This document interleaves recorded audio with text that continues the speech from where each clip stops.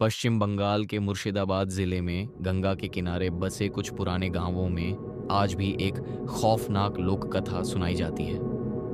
इस कहानी को लोग निशी डाक के नाम से जानते हैं। गांव वालों के अनुसार आधी रात के बाद एक रहस्यमयी शक्ति लोगों को उनके किसी प्रिय इंसान की आवाज़ में बुलाती है। कभी माँ की आवाज़, कभी भाई की, तो कभी किसी ऐसे व्यक्ति की जिसकी मौत सालों पहले हो चुकी हो। कहा जाता है कि जो भी उस आवाज का जवाब देता है या उसके पीछे जाता है वह कभी वापस नहीं लौटता।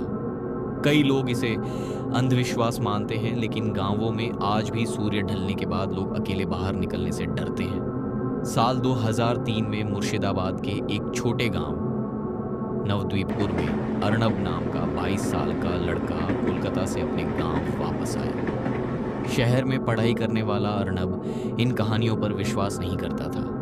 गांव पहुंचते ही उसने देखा कि रात होते ही लोग अपने दरवाजे बंद कर लेते हैं और बच्चों को घर से बाहर नहीं निकलने देते।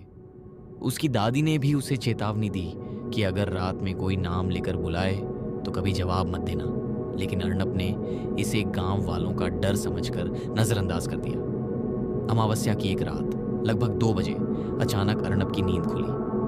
कमरे में अजीब ठंड फैल चुकी थी। तभी उसे अपनी बड़ी बहन की आवाज़ सुनाई दी, जिसकी कई साल पहले मौत हो चुकी थी। आवाज़ बहुत धीमी थी, लेकिन बिल्कुल असली लग रही थी। पहले अर्नब को लगा कि वह सपना देख रहा है, लेकिन कुछ ही सेकंड बाद वही आवाज़ फिर सुनाई दी, इस बार घर के बाहर से।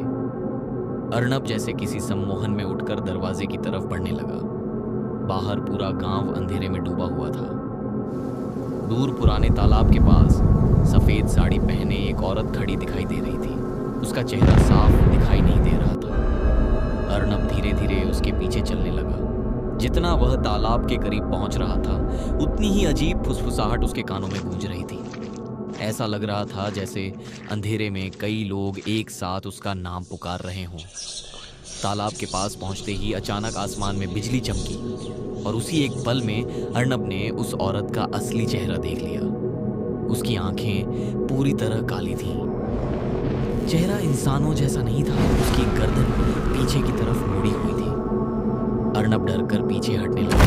तभी तालाब का पानी जोर जोर से हिलने लगा। ऐसा लग रहा जैसे पानी के अंदर से दर्जनों लोग बाहर आने की कोशिश कर रहे हों। चारों तरफ से अजीब आवाजें गूंजने लगीं और अर्नब का नाम बार बार सुनाई देने लगा।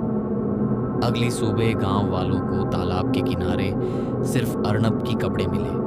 उसका शरीर कभी नहीं मिला। आज भी गांव के लोग कहते हैं कि अमावस्या की रात उस तालाब के पास कभी कभी एक लड़के की आवाज़ सुनाई देती है, जो अंधेरे में धीरे से लोगों को नाम लेकर बुलाती है।